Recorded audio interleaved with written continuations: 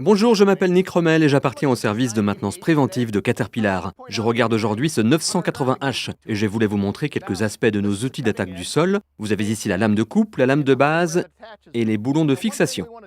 La première chose à faire est de s'assurer que notre lame de coupe est en bon état, droite et lisse.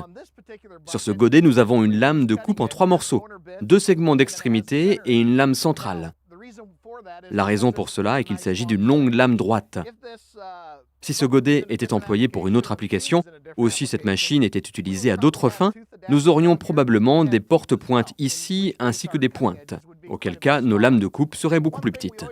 Une chose à laquelle nous devons toujours faire attention, c'est de ne jamais laisser cette lame de coupe s'user jusqu'à la lame de base. Lorsque nous arrivons à la lame de base, il s'agit d'une pièce d'acier soudée en place. Ces lames de coupe peuvent être remplacées simplement en retirant les boulons et en boulonnant de nouvelles lames en place. Cette lame de base exige beaucoup de travail.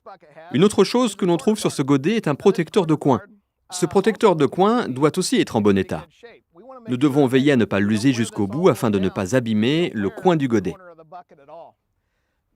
Encore une fois, si nous avions des pointes et des porte-pointes, nous devrions également examiner ces pointes et porte-pointes. Une chose qu'il n'y a pas sur cette machine est un protecteur de flanc. Mais si c'était le cas, par exemple pour une application dans de la roche, il faudrait s'assurer que ce protecteur de flanc est correctement installé, bien serré et pas complètement usé. Encore une fois, nous devons prolonger au maximum la durée de vie de ces godets pour que vous puissiez continuer à travailler. Pour plus d'informations, veuillez contacter votre concessionnaire CAT local.